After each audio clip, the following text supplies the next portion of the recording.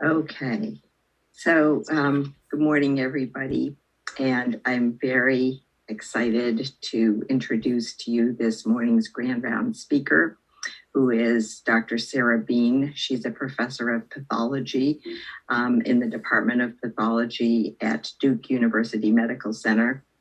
Dr. Bean did her MD at the University of Rochester, where I should note she also did a post-sophomore fellowship, yay. And then she was chief resident and the cytopathology fellow at the University of Alabama in Birmingham, I think probably with Bruce Alexander, my dear friend. And then after residency, she went to Duke as an assistant professor of pathology, and she rose through the academic ranks to full professor in last year in 2020. She's board certified in both APCP and in cytopathology by the American Board of Pathology. And in 2020, she received the CAP Outstanding Educator Award. She's the pathology section editor for Archives of Pathology and Laboratory Medicine. And she's on the editorial board of CAP Today and a member of the American Board of Pathology Test Development and Advancement Committee. And in addition to her writings and scholarship in cytopathology and GYN pathology, she's given a lot of presentations and grand rounds on giving effective feedback. And I heard about Dr. Bean, who I've never met in person, from Jennifer Hunt, who gave our grand rounds a few weeks ago and who I've known for many years, and also from colleagues at the University of Vermont who said, you have to have SBean. So I'm very much looking forward to this morning's presentation. And thank you so much for being here. Thank you, Dr. Powell. I'm going to start with a story. Very early in my career, I was asked to chair a subcommittee for our education committee to solve a specific dilemma in our department. I was so excited because it was my first real time to shine. So I convened the group of people, scheduled a meeting, and on the appointed day and time of the meeting, in the room, I realized that there were two groups of people. There was the group of people that was assigned to my committee, and then there was another group. And it didn't take me long to realize that I had committed a very newbie mistake, which is that I did not schedule the conference room. So, and the other group had. You know, it's not really a big deal. There are conference rooms all over my department. We simply ascended one flight of stairs, found a different conference room that was open, and had a wonderful meeting. It was very productive. Everyone participated. Everyone's voice was heard. And on the way out of the meeting, as people were leaving, the most senior person who was on this committee, and also who was at the time very senior in our department, who also was known to be somewhat gruff, lacked a filter, and frequently said only negative things, with his back to me, said, "Next time, Dr. Bean, book a room." So I thought, oh, there he goes again. You know, this guy is always being negative, whatever, no big deal, you know? I'm going to bookmark the story there, call a timeout on this story, and we are going to come back to this story later in the talk. The learning objectives today are to distinguish feedback from evaluation. Hopefully by the end of this talk, you'll be able to describe some guidelines for both giving and receiving feedback effectively, and I have no disclosures to declare. Wouldn't it be great if we could just skip this whole topic? Do we really need feedback? We all know the answer is yes, but why is that? Well, here's the answer. Perhaps some of you have heard of the Dunning-Kruger effect. The Dunning-Kruger effect was essentially a conclusion that came out of a very famous study in the 1990s. And Dunning and Kruger recruited some Cornell undergrad students and asked them to take tests. And then after they took tests, they would ask them to rate their perceived ability and or their perceived test score on these specific tests. And you can see from this slide that there were 3 areas that they evaluated. The first was humor, next was logical reasoning, and the third was English grammar. And interestingly, if you look at each of these 3 line charts, you can see that the actual test score, which is plotted in the same way on each of the 3 graphs, essentially sorts out into quartiles.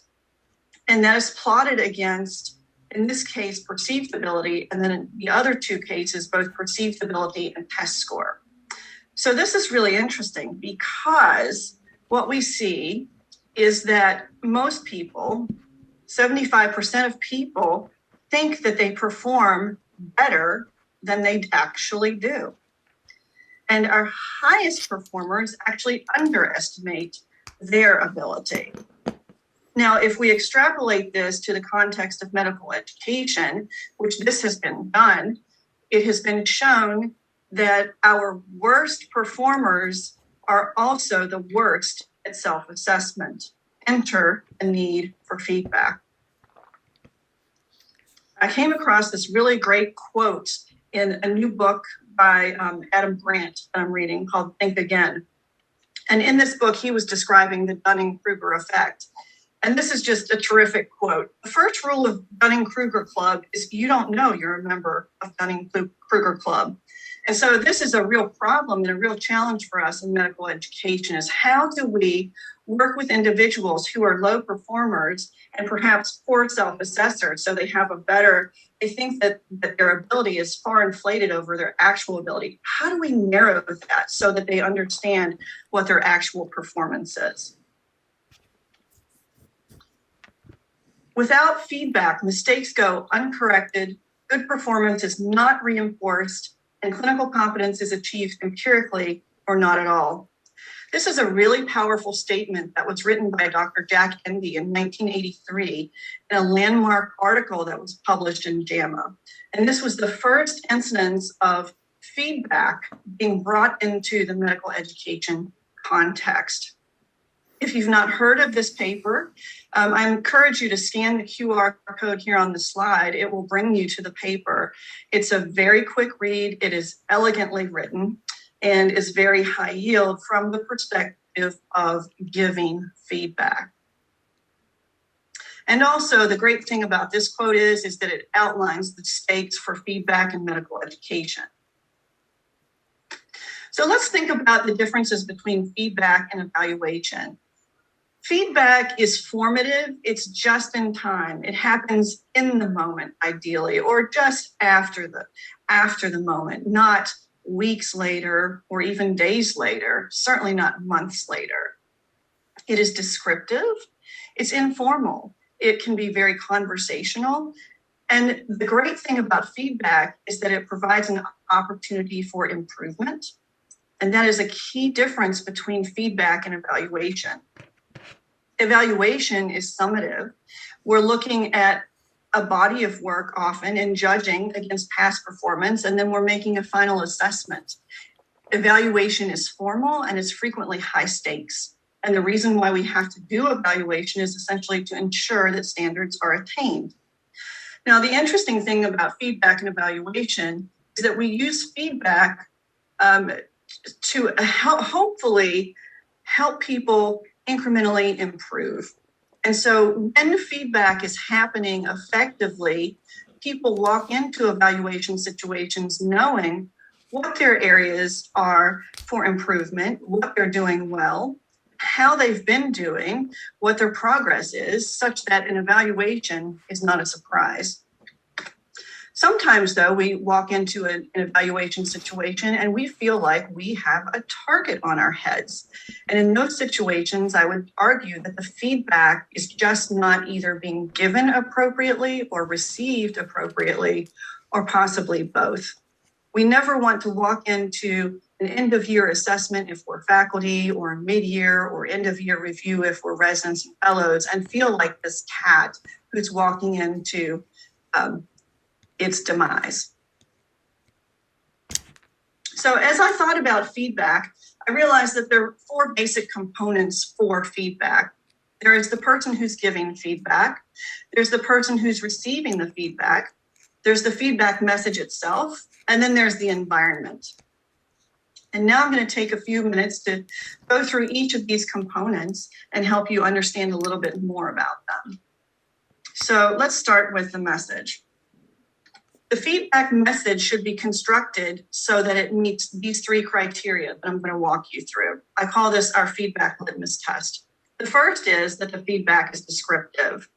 So feedback is always based on direct observation. And one of the most important things for the feedback giver is to be able to describe what was directly observed. And feedback language, if you go to Dr. Endy's paper, you will see is descriptive in the sense that it uses nouns and verbs, whereas evaluation uses adjectives and adverbs. So to the extent that you can pretend that you are a cinematographer or a narrator and merely describing what you see without judgment, that is very helpful. Next, it is constructive.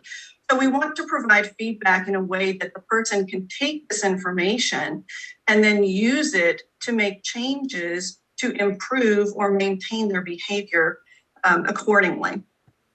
And then finally, it's non-judgmental.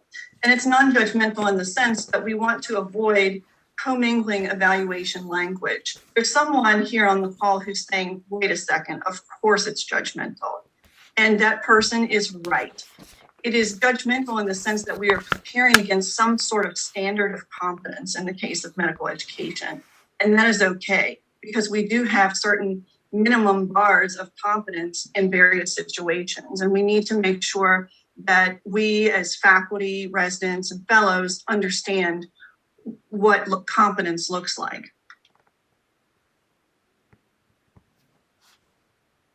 So now let's think about the feedback environment.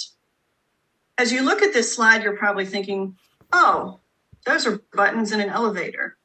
I would never give feedback in an elevator. And if you have made all of those connections, thank you, congratulations. You probably should not give feedback in an elevator for multiple reasons. We have to protect our patients' information. We don't want to certainly divulge any protected health information. We also want to think about, the person who's receiving the feedback, think about his or her feelings and how it might feel to receive feedback in a public atmosphere. Not so good. Occasionally, though, there are opportunities to present feedback in a public environment, such as in this situation. And I would suggest that that situation is when you have all of the learners who are starting at the same place. They're all novices.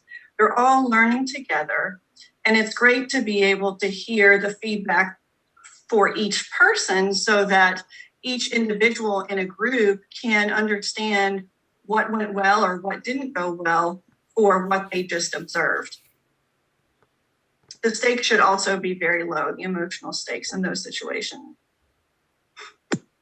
Now, something you may not have thought about with respect to environment is that of the interpersonal environment. And I would put forward to you that this is probably more important than the physical environment.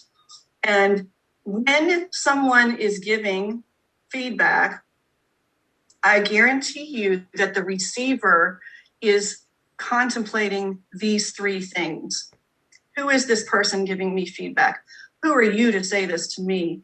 What is your credibility? What is your experience? I remember when I was a first year attending and I was giving feedback to my fellow, and I was really nervous because I thought, gosh, I wonder if my fellow really trusts me or believes in me. And it could be that the fellow did, and it could be that the fellow didn't, based on his or her own perception of my ability and experience. Beneficence. We need to demonstrate that we care about the individual and that we're also aligned and we want to see that individual succeed. If the receiver thinks that any of these three elements are off, then likely the feedback will be disregarded or not heard at all. As I begin thinking about feedback, what I realized is that the body of literature in medical education literature for feedback is essentially written in a one-way sort of way, meaning that we're educators and the educators are publishing, and essentially most of the feedback is written from the perspective of giving feedback, how to give feedback. And I realized that there's very little about receiving feedback, but it seems to me that that's actually really important and perhaps more important than how we give feedback.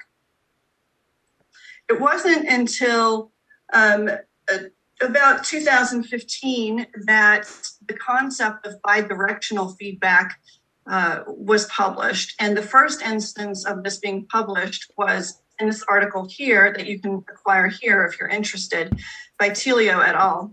In Academic Medicine. And Telio and colleagues put forth this concept of the educational alliance.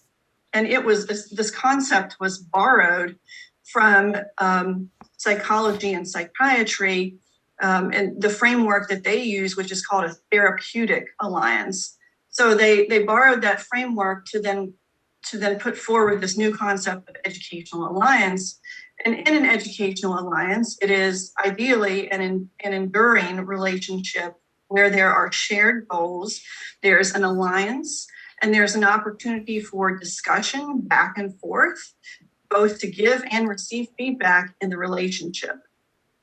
And then a couple years later, you and colleagues put forth a similar concept, but gave it a different name, which is called the feedback tango. And if you're interested in looking at that article, you can see it here. But I will tell you that I think the modern feedback framework is a bidirectional one in a way that includes the elements that I just mentioned. And what I have found is that when you find a very receptive person, that feedback actually flows both ways. So, for example, you as a faculty person can give feedback and then kind of turn it on its heels and say, okay, how is this working for you? What can I do differently to help you?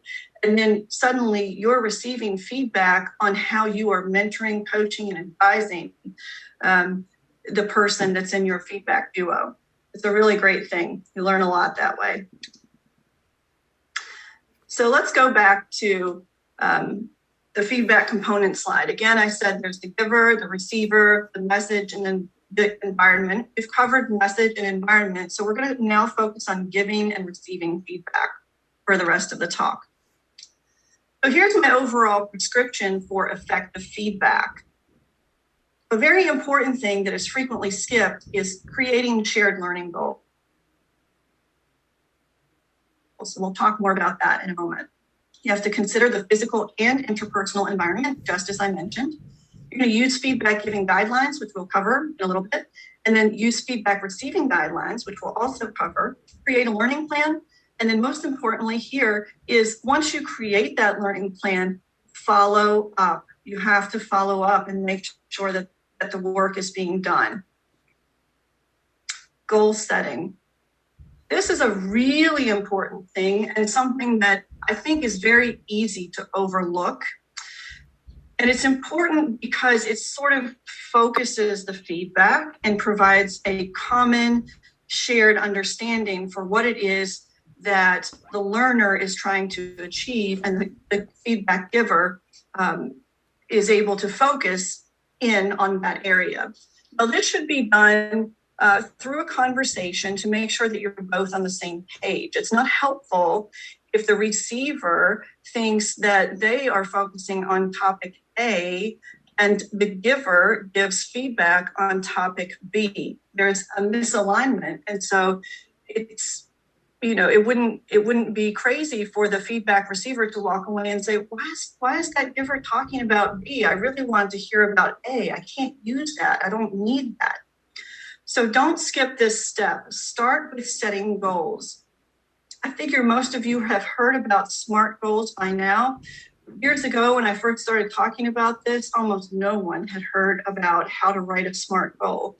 It's really easy. Basically, you write a goal, and then you keep wordsmithing it until it meets each of these specific elements such that it's specific, measurable, attainable, relevant, and time-based. So you just merely ask yourself, can I check off each of these boxes? Then once you've written this goal together, then you have framed the feedback. Now we're going to switch gears and start thinking about guidelines for giving feedback. So this is a really big problem in education and society in general, I think. And that is that we as receivers don't recognize when we are receiving feedback. It's as if we have these sort of blinders to feedback, and either we don't want to hear it or we just don't see it happening. I guarantee you that if I brought together faculty and put some faculty in a conference room, and then I brought together residents and fellows and put them in a separate conference room.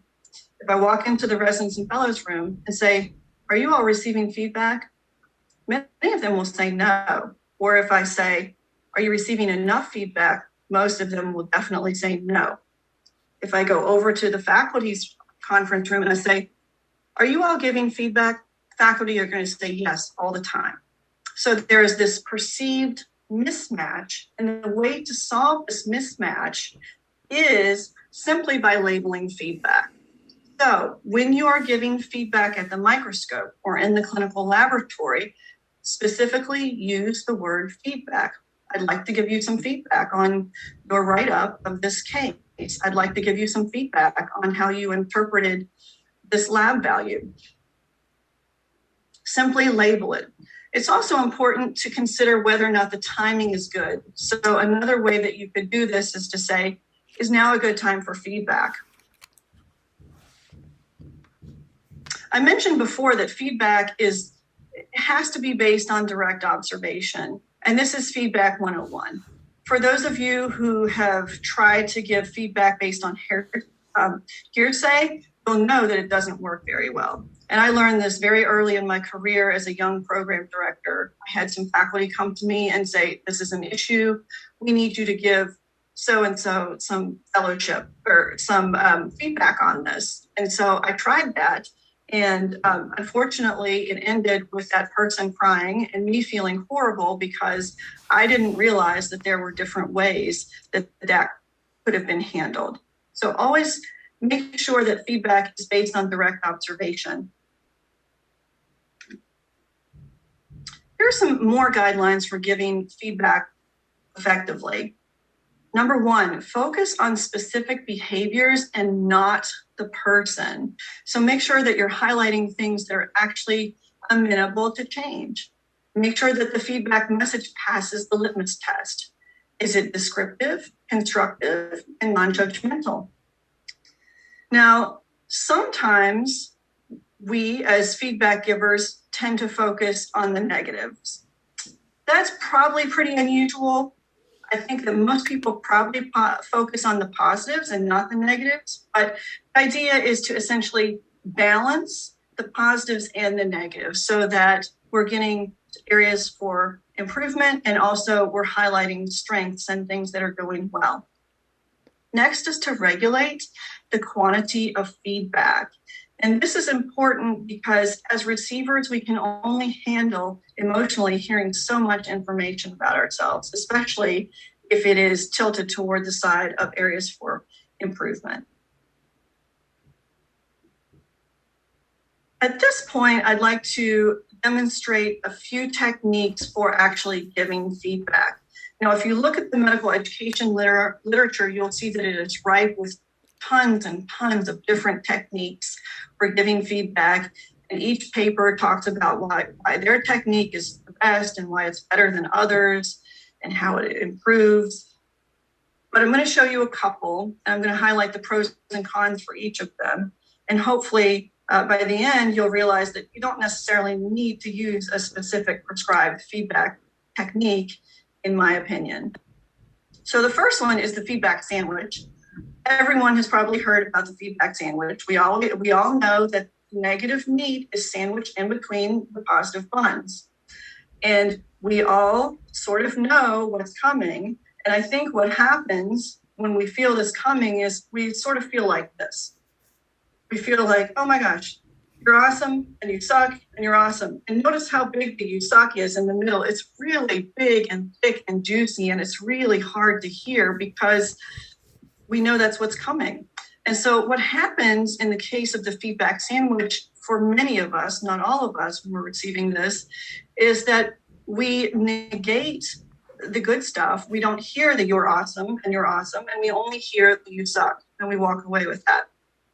Now, there's some people, some rare birds out there who will do just the opposite, which is they choose not to pay attention to the area for improvement in the middle of the sandwich. And they focus only on the you're awesome. So the feedback sandwich is problematic in those ways. I would also say that it's problematic in that it is a one-way statement, and it doesn't offer an opportunity for a feedback dialogue.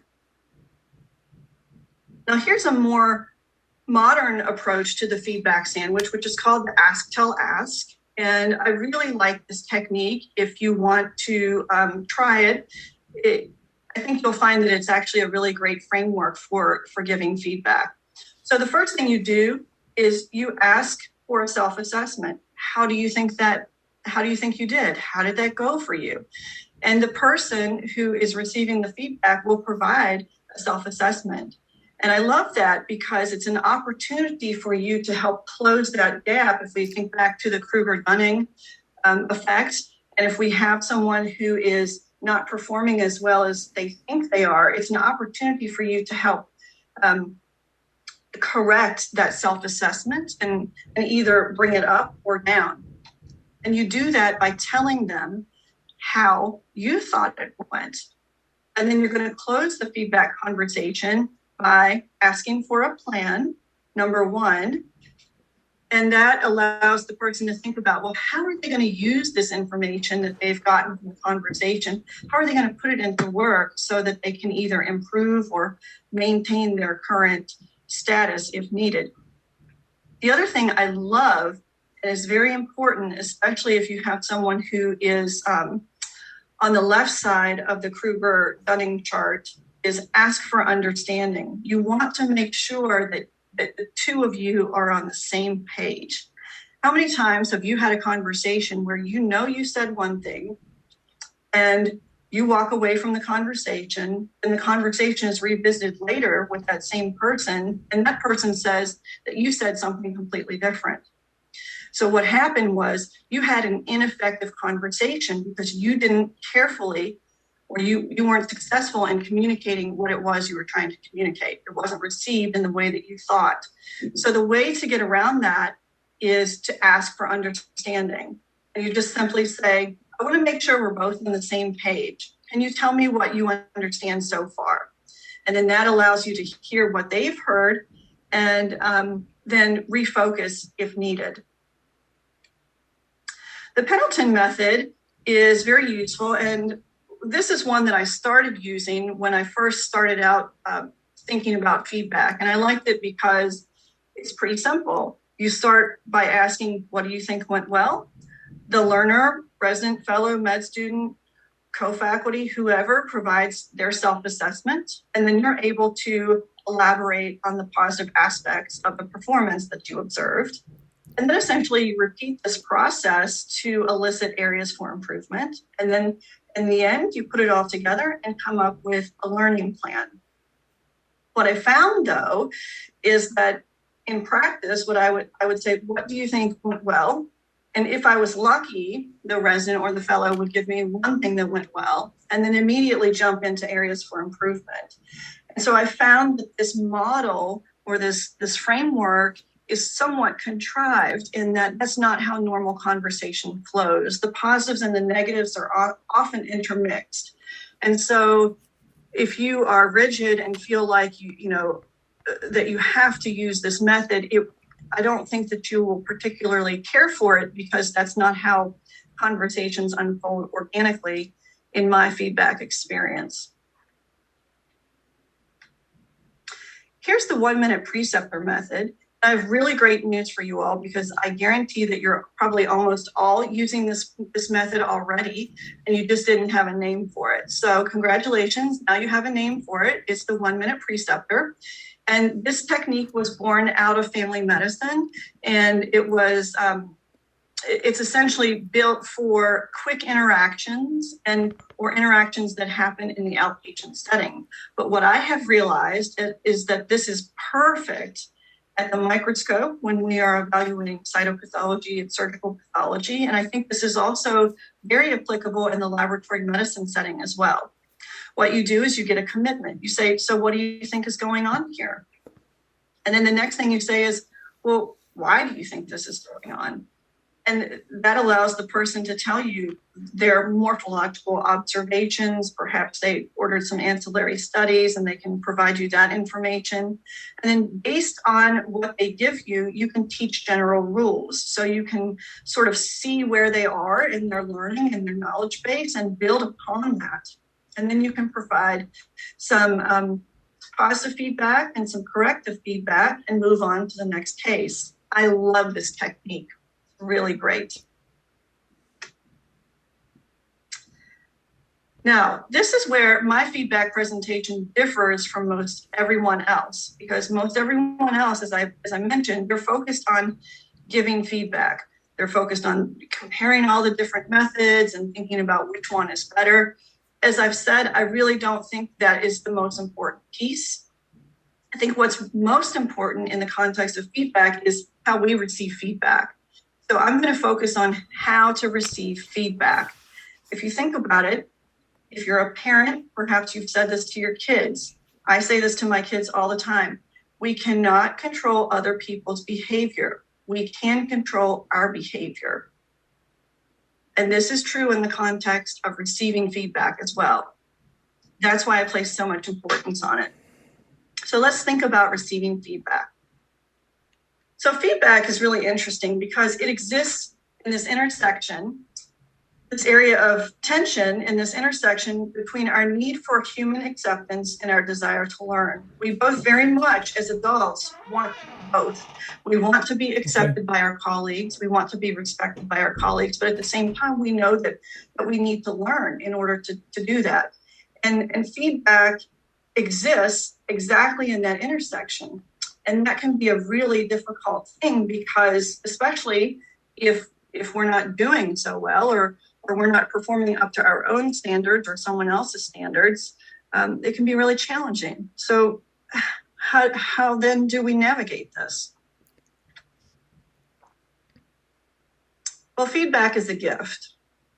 And everyone has heard that. It's a very, it's a trite thing to say. And, you know, we all know feedback is a gift. But let's think about that more. You know, there's actually some power in receiving feedback. Probably didn't realize that. Think about it when you receive a birthday gift.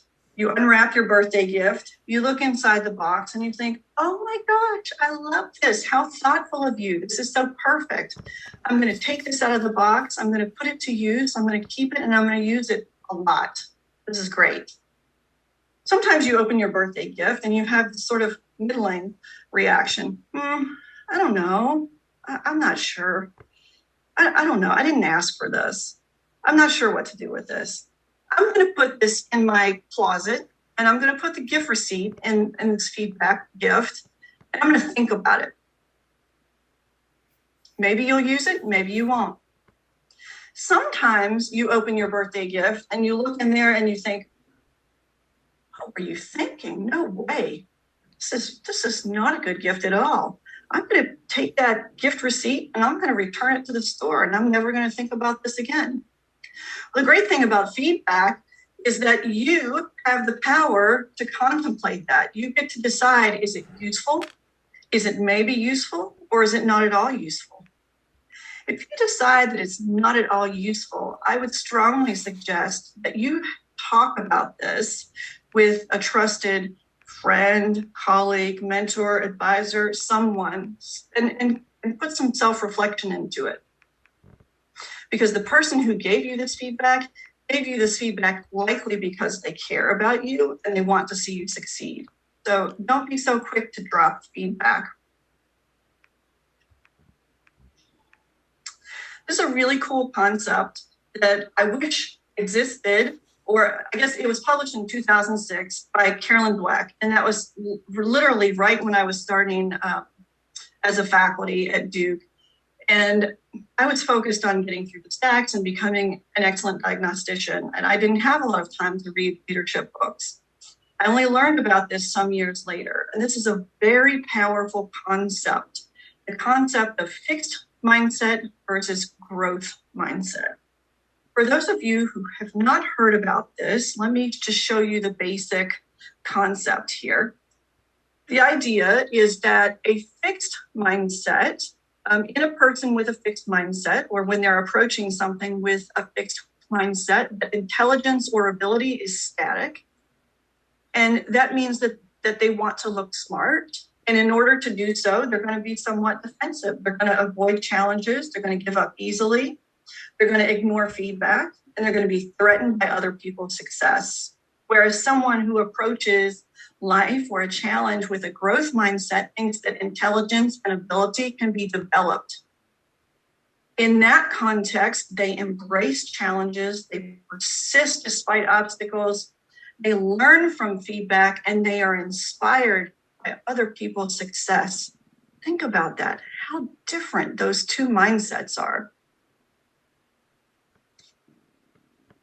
I discovered a growth mindset in myself when I took up rock climbing. I didn't realize that I had it in me, but I started rock climbing. And for those of you who do rock climbing, I just do indoor in the gym, you'll understand. But in rock climbing, there are things called routes, and they are, they become progressively more and more difficult. When I first started climbing, I quickly paced through the 5.5s, which is a beginning level, up to 5.6, then to 5.7, then to 5.8. And I started on my first 5.9 route, and I got a third of the way up the wall, and I fell off. And I thought, well, that's weird. Let me try that again. Went to the same place, fell off again, and I got frustrated. And then I had a rock climbing friend say, oh no, it's okay. You just have to keep trying. This part is really hard. You just have to keep trying, and eventually you will get it. Try different things, different ideas. I'll give you ideas. And I thought, oh, I've got a choice here. I can quit and say, I'll never climb this 5.9, or I can keep trying, as my climbing friend suggested. I decided to keep trying. And you know what? I made it all the way up that route. It took me literally 2 months to be able to do it. But once I did it, I was so excited. And in that moment, I realized that I had cultivated a growth mindset. So my challenge to you is to think about what your own mindset is. Is it fixed? Is it growth? Does it depend on your specific situation? Are there moments where you have a growth mindset? And if you do have a growth mindset in that moment, then that tells me that you can learn from that and bring that to a different context. And once I realized that I had this growth mindset in me, and that I had this ability to approach problems in that way, I was able to bring that to work. I packed it up in my purse and I brought it to work. And ever since then, receiving feedback became a whole lot easier. So how do you develop a growth mindset? If you're interested in developing a growth mindset, or thinking about how you can foster it or improve your growth mindset, you can scan this QR code here in the corner. And that will give you a list of 25 tips for fostering a growth mindset. One of the things that's happening for some of us, not all of us, is this idea of imposter syndrome. And perhaps that's what Dr. Hunt spoke to you about. She has written this just beautiful book on imposter syndrome. And one thing that is very clear is that high performers such as ourselves, who are, professionals, especially doctors and female doctors, suffer from imposter syndrome. And that's when you have this mean and nasty inner voice that is there sitting on your shoulder telling you that you're not good enough, you can't do it, you'll never be any better at it, it's too hard, you're just hard on yourself, you're your own worst critic. And so one of the ways that we can get around this is by flipping the script. So if you hear your inner voice telling you nasty things, reframe and flip the script and think about how you can say something more pleasant to yourself. For example, if you tell yourself, oh, this isn't good enough, maybe try saying, is this really my best work? Or if you think, I can't make this any better, oh, sure, I can always improve. Or for example, in the case of me in rock climbing, I thought, I'll never get up that wall. And then I thought, well, you know what? I think I probably can. It might take a couple months, but I think I can get up that wall. This is another technique, another mental trick that you can do. And I love this trick. I learned about this in a book by Dr. Sasha Shilcutt, who's an anesthesiologist and is very vocal on Twitter for those of you who are in the PATH Twitter community. Although she's an anesthesiologist, as I said. Anyway, the concept that she brought forth in her book is the power of yet. And I used this in the context of getting a manuscript published a couple of years ago. I had written a manuscript and I was somewhat out of my league in this area because it was a qualitative study, an education study. And I submitted the paper and it was rejected. Submitted the paper and it was rejected. Submitted the paper and it was rejected. And I thought, you know what, I'm just going to give up. It just so happened that I was reading Dr. Shilcutt's book at the same time, and she described the power of yet. And so instead of saying, you know what, I'm just going to give up, what she taught me was that you say, you know what, it hasn't been accepted yet. And so that provides an opportunity for hope and for some positivity. So if there's some goal that you're trying to achieve and it's a really difficult goal, just simply add the word yet. Instead of saying, I haven't done X, period, say, I haven't done X yet. Humility is really important for adult learners, and we need to remember that no one is perfect. We all make mistakes. We all need help. No one is perfect. This is a mantra that I have essentially just come to tell myself and others when they come to me with self-disappointment. So one really great thing about feedback is that it provides us information about our own blind spots, almost like those blind spot indicators on the modern cars. And if you look at this as an opportunity rather than a dark, scary abyss, it will be very helpful to you. Why wouldn't you want to hear about something that you don't know about yourself? You can use that information and now you know it.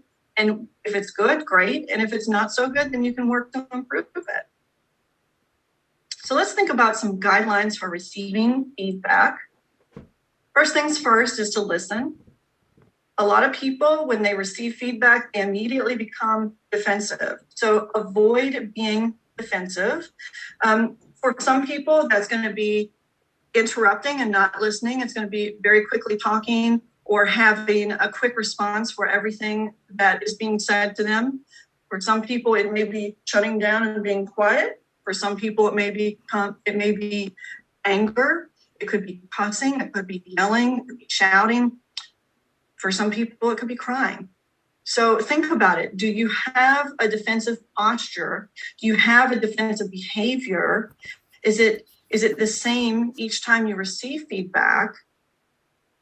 And the moment that you identify any of those defensive behaviors, then you're already one step toward becoming a better receiver because you're aware of that behavior. Next is wrong spotting. There's this really great book that was written by Stone and Heen called Thanks for the Feedback. And one of the concepts that they describe is this concept of wrong spotting, meaning that the feedback is just wrong. And it's so easy, once you try wrong spotting, it's so easy to be able to just shoot down that feedback that's coming to you. You know, someone could say to you, I was late. You were late. Why did you show up to the meeting late? And some smarty pants might say, oh no, you all were just early. I wasn't late. Some of it's really ridiculous, but you would be amazed at how good we are at wrong spotting. We'll come up with the most absurd things possible to avoid receiving feedback about ourselves. You need to learn how to unpack feedback. Once you become open to this idea that you're going to receive feedback, learn to unpack it. The way to do that is after the person has provided the feedback and you've given them an ample opportunity to state the feedback, ask for clarifying questions. So if you have questions about what they're saying, ask those questions respectfully. Remember to thank them for their feedback too. Another thing to do is to help balance the positives and negatives, and then sort feedback from evaluation. It is not unusual for feedback to be commingled with evaluation, such that we're receiving some information, but we're also hearing that we did a great job, we were outstanding, we were horrible, or we're terrible, and then they'll tell us why. So if that judgment has already been made, there's nothing you can do about that judgment. But what you can do is understand the feedback and identify the action items to help you improve. Don't forget about making a plan. So work with the person who is giving you the feedback to come up with ideas or helping you to improve. And this is the book that I mentioned, one of the books that I mentioned. And this is a snapshot of the book jacket for Stone and Heen. It's a really terrific book for anyone who's having difficulty receiving feedback. I highly recommend this book. In this book, another concept that they lay out is that there are triggers for receiving feedback. And those 3 triggers are listed here. The first is a truth trigger, and this is a situation where there's something wrong with the message. The message is just dead wrong, and you're not going to hear it. The second trigger is relationship trigger, and that is when there is something wrong with the person who is giving you feedback. As a mom, I receive feedback from my kids on a daily basis, and I have a couple of choices. I can hear their feedback for what it is and try and use it and improve and put it to work and improve myself as a mother, or I can think, who are you as a young child to tell me this about myself, that I'm impatient? I'm not impatient. Next is identity triggers, and these are triggers that essentially the feedback message sort of attacks our core values and beliefs. And these are really challenging for us to get around. So here's some more high yield receiver tips.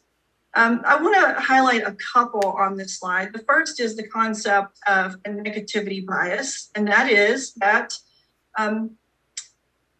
as with the case of the feedback sandwich, we often hear the "you suck."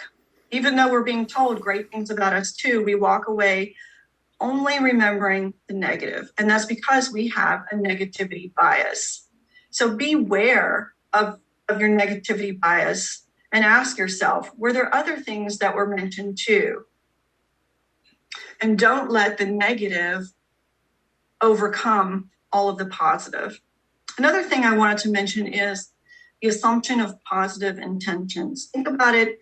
Think about how you feel when you're giving someone feedback. I'll guarantee you that almost everyone who takes a risk in giving feedback is not because they're mean-spirited or out to get the other person. It's because we care about our patients and we care about that resident or fellow, or we care about that colleague that we're talking to. And we really want to see them reach their very best potential. And the only way that we can do that is if sometimes we give people some hard news. Another thing I wanted to mention is engaging in small experiments. So go back to the situation where you're opening your birthday gift and you have the middling response. You have that, meh, I'm not sure about this. Well, as scientists, all of us, we are very adept at conducting experiments. And I would posit to you that you can conduct a feedback experiment. So you can think of a way that you can put the feedback into use. You can come up with some objective measurements, some outcome measurements, measure those outcomes, and then use that data to decide whether or not the feedback is useful. So use feedback to engage in small personal experiments. So we find ourselves back in the boardroom, back in the conference room where I had erred and I forgot to schedule the conference room for our meeting. And I decided I did not in that moment hear the comments from my senior faculty member as feedback. I thought, oh, there he goes again. I wrong spotted. I used my wrong spotting skills to completely ignore what was being said to me. And interestingly, I made the same mistake again a couple years later when I was scheduling another meeting. And it was only after I made the mistake a second time when I suddenly had this massive mental rewind, and I heard the senior faculty member saying, "Next time, book a room, Dr. Bean." And I realized, oh my gosh, that was feedback. That was feedback. And I used my knowledge to essentially quash that feedback. I used a relationship trigger to quash the feedback, and I didn't use the feedback, and I did the same thing again. Well, the good news is I haven't done it a third time, and nor will I ever. And I've become much better at spotting feedback, even when it's not labeled. And I hope you will too. So to review, there are 4 basic components of feedback. There's the giver, the receiver, the message, and the environment. Here's my prescription for effective feedback. Remember to create some shared learning goals. Consider both the physical and interpersonal environment, and then use feedback guidelines for both giving and receiving feedback. Create a learning plan once the feedback conversation has happened, and then follow up to make sure that the plan is working and that the area that you're focusing on is actually improving or remaining the same if that's the case. So a little bit of good news is that feedback does become easier with practice. Remember that feedback is integral to learning, especially for adult learners, and that's because of the Dunning-Kruger effect. Most of us are just not very good at self-assessment, and so we have to rely on feedback to close the gap and to help us to improve. So with that, I would be happy to have any conversation, welcome any questions. For those of you who weren't aware, I wrote a paper about giving feedback that was published in Archives. You can use a QR code there. And I'm excited to say that I published this with 2 of my mentees, and they have both developed a bug for feedback as well. Thank you so much, Dr. Bean. That was terrific. I learned a lot, and I think other people did too. And I want to open the floor up to questions. Does anybody have questions? I mean, Leo has a question. Okay. Sarah, thank you. That was absolutely wonderful. Oh, you're welcome. I wish you could have given it to us 2 weeks ago because you described exactly a situation going on in with our residency program in our faculty. Residents feel they're not getting sufficient feedback. They're clamoring for feedback or whatever.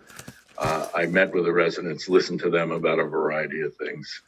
I subsequently met with the head of AP and surgical path, discussed this with them, and then I met with the anatomic pathology group about 2 weeks ago, I think it was. And I didn't know, I didn't benefit from all this knowledge you have, but I somehow wound my way to getting to something you discussed. And that was, I asked the faculty to sit down once a week with a resident on service and say, I'm going to give you feedback. Mm-hmm. And literally, I'm going to give you feedback and have a set time that you do it or whatever, mm-hmm. and then provide it. And, I'm hopeful that we will, bridge that crevasse that exists between what the residents think and what the faculty think they are giving sufficient feedback. So anyway, mm-hmm. we're going to try that. The other thing I've noticed, though, and it's not just in this area of residence, whatever, I think some faculty are resistant to being frank with people and telling them the truth. And, they want to, not say something difficult or challenging or whatever. And I've said that does the resident or junior faculty member you're mentoring or whatever a disservice. They need to know what you're thinking, and we have a tremendous mentoring program where it's essentially benevolent oversight and no one fails. And I think we tell people what the faculty at large are thinking about their performance. So very much appreciative of your talk, and I will actually watch it over again myself. Go ahead, please. Dr. Bean, thank you very much. I just want to reiterate what Dr. Falk just said. And I think in my mind, I retitled your talk to feedback of our feedback. And I think that is well received. I think one of the other things that I recognize that I think we miss out on is getting the message across that we are on the same team. Mm-hmm. That this is not a situation of I'm here and you are there and I have to pass something down. So I think we need to also learn to reinforce that because ultimately these residents are our legacy. Mm-hmm. So how successful they perform after these 4 or 5 years is a measure of how well we have done. So I thank you for a lot of things that you said. I'm personally going to listen to the recording of this again and pick out 1 or 2 things. But thank you very much. That was quite helpful. You're welcome. Yeah, I think it's really important, and I found it to be very helpful. If you're having a difficult feedback conversation, perhaps the person is displaying some defensive behavior, to be empathic and to give them time and space for that, to accept that reaction, and then reinforce why you're there and why it is you're telling the person what it is. Why? Because you care. You want to see them succeed. You want to see them be their very best. And we're also doing this for patients. That's why we're all here, is to take outstanding care of our patients, to give them the very best. So I always bring it back to patient care and that I care. And I found that those 2 grounding forces can be very helpful. And to Dr. Firk's point, there certainly is a likability factor in all of this that can cause a hesitancy. And we want to be liked, and sometimes we're afraid to say what's on our mind because we're afraid that the person won't like us anymore. And, that is certainly a risk if the person is not a great feedback receiver. And you just have to decide whether or not you're okay with taking that risk. I think that if you come at it with humility and with empathy, that it is very helpful. And hopefully you can help the person understand that you are not out to get them. You do not have a target, on their chest or head or what have you. And you merely want to see them succeed and do well. I have a question. Yes, please. Hi, I'm Michelle. I'm a first-year resident. My question is, how do you handle if there are faculty members who have an intrinsic personality trait where they constantly move the bar of improvement? So it comes across as though you always do something wrong and you never improve because they don't. It's like you do something, you make that improvement, then the next time they move the bar again, then the next time they move the bar again. Because I have had that experience with a faculty member, and the feedback is always negative, and you can never really, meet them. Mm-hmm.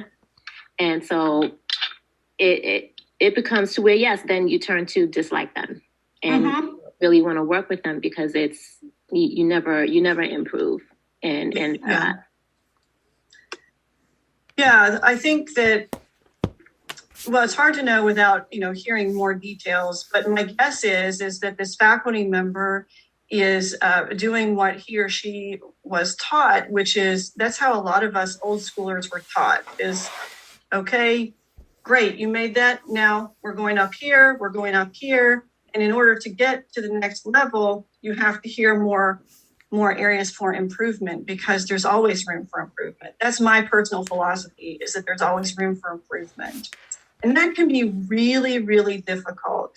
So as a receiver, one thing that you can do is to make sure that before you start a learning activity, that the definition of the bar, if you will, the specifics of the bar are explicitly stated, so you understand what it is you're trying to achieve. And then the other thing I would say is, when you're receiving that negative feedback, that gosh, you just achieved that bar. And it's really hard to hear this dump truck of constant negatives. It hurts us, because we're all high achievers. And so I would say that it is okay for you to say, thank you so much for giving me this area to work on. I really appreciate it, and I'm going to work on that. I'd like to know what I did well. Can you help me to understand what I'm doing well here? And that's the way that you very subtly tell this person, hey, let's balance the positives and the negatives. Okay, thank you. With that, we are going to close up. We do have APCP starting immediately. Thank you, Dr. Bean. All right, bye everyone. Thank you so much. Have a great day and enjoy your APCP. Take care. I'm available by email and Twitter, so feel free to reach out. I'm happy to talk with anyone.